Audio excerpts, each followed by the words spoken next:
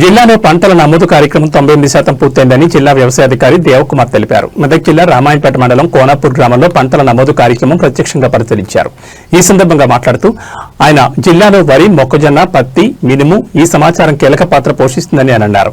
శ్రీ దేవకుమార్ కోనాపూర్ గ్రామంలోని వడ్ల కొనుగోలు కేంద్రాన్ని సందర్శించి రైతులతో మాట్లాడారు. కనీస నాణ్యతా ప్రమాణాలు పాటించినట్లయితే రైతులు ప్రభుత్వం నిర్ణయించిన కనీస మద్దతు ధరను పొందగలరని సూచించారు. నాణ్యమైన వడ్లను మాత్రమే కొనుగోలు కేంద్రాలకు తీసుకురావాలని రైతులను కోరారు.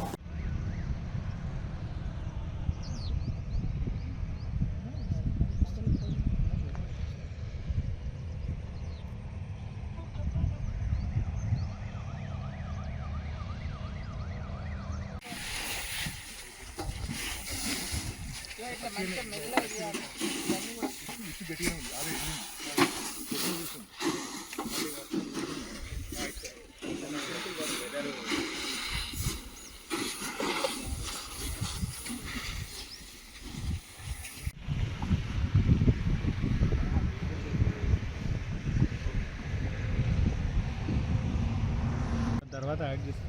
ఒక్క నిమిషం.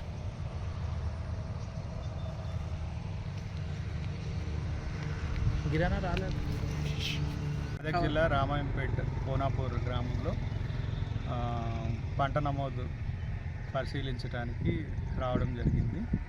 అయితే మన మెదక్ జిల్లాలో 3,58,000 ఎకరాల వరకు పంట వేయడం జరిగింది. వివిధ పంటలు వేయడం జరిగింది. అందులో వరి 3,02,470 ఎకరాల దాకా వేయడం జరిగింది. అయితే ఈ పంట నమోదు కార్యక్రమంలో వివిధ గ్రామాల్లో ఉన్న వ్యవసాయ విస్తీర్ణ అధికారులు ప్రతి గ్రామం, ప్రతి సర్వే నంబర్, ప్రతి పొలం సందర్శించి వారి పంట నమోదు చేయడం జరుగుతుంది.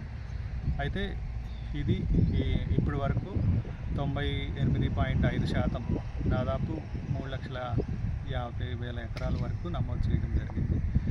అయితే ఇంకా ఎవరైనా రైతులు మిగిలిపోయినట్టయితే వారు కూడా వ్యవసాయ విస్తీర్ణ అధికారిని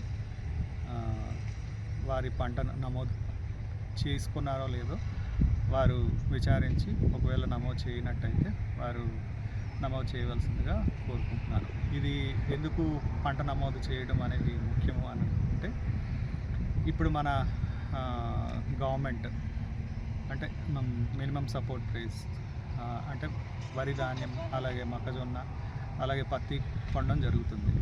అయితే ప్రతి ఒక్క రైతు వారి పంట నమోదు చేసుకున్నట్టయితే మాత్రమే వారు ప్రొక్యూర్మెంట్ సెంటర్స్కి వెళ్ళి అమ్మడానికి వీలవుతుంది అన్నమాట. కాబట్టి ప్రతి ఒక్క రైతు వారి పంట నమోదు చేసుకుని ప్రొక్యూర్మెంట్ సెంటర్కి వెళ్ళాలని కోరుకుంటున్నాను.